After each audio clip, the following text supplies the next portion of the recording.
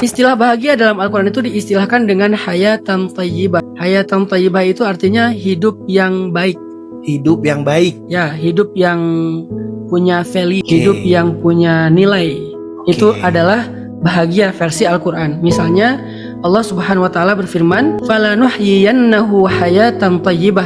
Maka kami akan memberikan kepada dia kehidupan yang thayyibah, yang baik. Yang baik di situ artinya sesuatu yang bernilai, sesuatu yang nyaman, itu namanya hayatan thayyibah. Atau dibahasakan dengan bukan hayah tapi keadaan negeri, yaitu baldatun thayyibah. Nah, di Indonesia ini udah sering banget kita pakai istilah baldatun thayyibatun wa rabbun ghafur. Baldatun thayyibah itu kalau tadi menurut survei Badan Statistik, Badan Pusat Statistik, BPS, Statistik, ternyata baldatun thayyibah itu adalah Maluku. Iya. Negeri yang orangnya bahagia kan. Betul. Berarti kan yang indeks kebahagiaannya paling tinggi itu bisa dikasih gelar negeri baldatun thayyibah. Ini versi Al-Quran. Jadi istilahnya juga baldatun thayyibatun. Baldatun thayyibatun wa rabbun ghafur. Jadi kita sering banget mengistilahkan itu. Yang ketiga yang disebut dengan bahagia itu kata Al-Quran adalah amnun nafsi. Ketika jiwa kita merasa aman. Keamanan jiwa, merasa aman. Misalnya dalam Al-Quran Allah membahasakannya dengan lahumul amnu wahum muhtadun.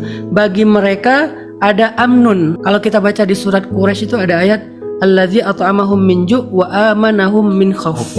Jadi bahagia itu adalah ketika amanahum min khauf, ketika kita nggak merasa takut. Ada anak diberikan fasilitas oleh orang tuanya, tetapi dia tertekan, dia cemas, dia takut. Takut apa? Macam-macam. Takut karena mungkin dia adalah orang yang tertekan dengan berbagai macam keinginan orang tua. Kamu harus lulus di sini, kamu harus begini, kamu harus begitu. Memang dikasih fasilitas, disuruh sekolah ke luar negeri, dikasih mobil, dikasih kos-kosan di luar negeri yang paling mahal. Tapi dia dituntut sehingga dia tertekan. Berarti kan nggak ada amnun nafsi ya, tidak ada rasa aman dalam dirinya. Itu bukan bahagia. Makanya bahagia itu adalah amnun nafsi. Ketika kita ngerasa aman, nggak ada tekanan dalam diri kita, nggak ada anxiety tadi, anxiety disorder. Kemudian bahagia juga sering diistilahkan dengan rahil bal.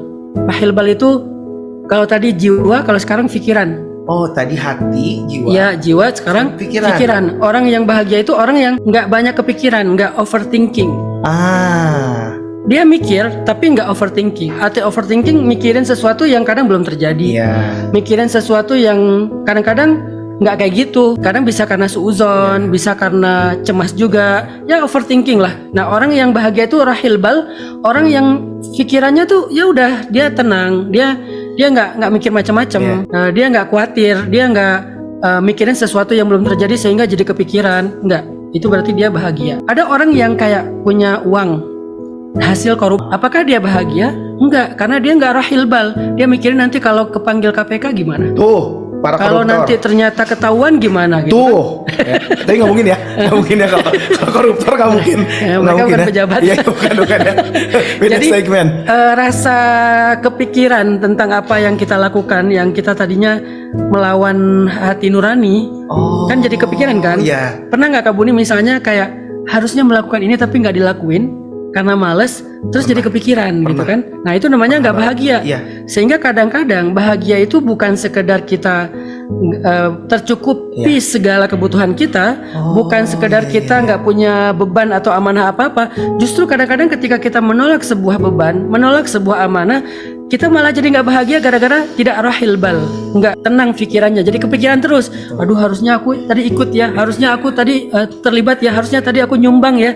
Akhirnya kan kepikiran ya, malah jadi nggak bahagia. Jadi bukan berarti saya akan bahagia kalau saya nggak repot. Ternyata begitu kita nggak mau repot, kepikiran jadi nggak bahagia. Setuju, Ha. Kemarin aku nggak terbiah, aku nggak bahagia.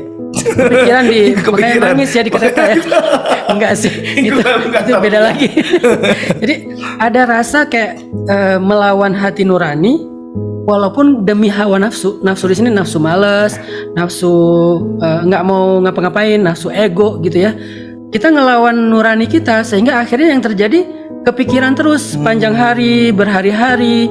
Nah itu berarti dia nggak rahil bal, nggak bahagia, nggak tenang pikirannya.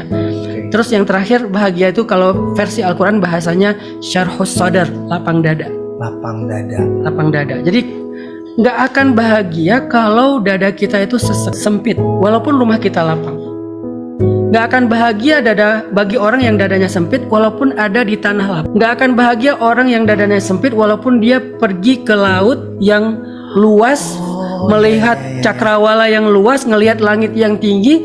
Itu bukan cara mencari bahagia kalau hatinya dadanya sempit. Berarti deket juga ya di sini. Iya. Artinya kita kenapa penting mendefinisikan bahagia, biar kita nggak salah bagaimana cara kita meraih bahagia. Betul, iya. Kayak misalnya ada orang yang ketika dia sesek, aku nggak nyaman banget nih, aku sesek banget. Terus dia mencari kebahagiaan di tempat yang lapang. Dia pergi ke tempat yang terbuka, dia ngelihat pemandangan yang jauh, dia ngelihat city view dari ketinggian, naik gunung misalnya. dan segala macam. Dia cari tempat-tempat yang lapang biar lapang ya. Ternyata bukan itu kebahagiaan. Kebahagiaan itu syarhus sadar, ketika dadanya justru yang merasa lapang. Orang yang dadanya lapang tinggal di rumah sempit kayak Nabi Muhammad pun orang yang paling bahagia. Rumahnya kan sempit, kecil, kamarnya kecil, tapi orang yang paling bahagia. Betul. Jujur, kamar aku jauh lebih besar daripada kamar Nabi, tapi Nabi jauh lebih bahagia daripada aku. Berarti kan bukan tentang ruang, tapi tentang hati ataupun dada. Sehingga ayatnya alam nasyrah laka sadrak. Ayatnya yang dibaca Nabi Musa sebelum ketemu Fir'aun, Rabbishrah li sadri, ya Allah lapangkan dadaku gitu. Jadi bahagia itu adalah sa'adah. Sa'adah itu selalu ada joyful, kesenangan-kesenangan, itulah bahagia. Jadi sa'adah itu joyful. Kemudian hayatan thayyibah, value dari kehidupan kita. Ketiga adalah amnun nafsi, jiwa kita ngerasa nggak tertekan. Hati kita nggak tertekan, nggak insecure juga ya. Insecure masih mending, tapi kalau under pressure, kemudian tadi anxiety, stres, apalagi nanti sampai ke depresi gitu kan, berarti itu enggak amnun nafsi. Yang keberapa? Yang keempat rahil bal, enggak kepikiran, overthinking. Yang kelima syarhus sadar, dia lapang dada, bukan mencari tempat yang lapang tapi melapangkan dada. Melapangkan dada. Itu definisi bahagia versi Al-Quran.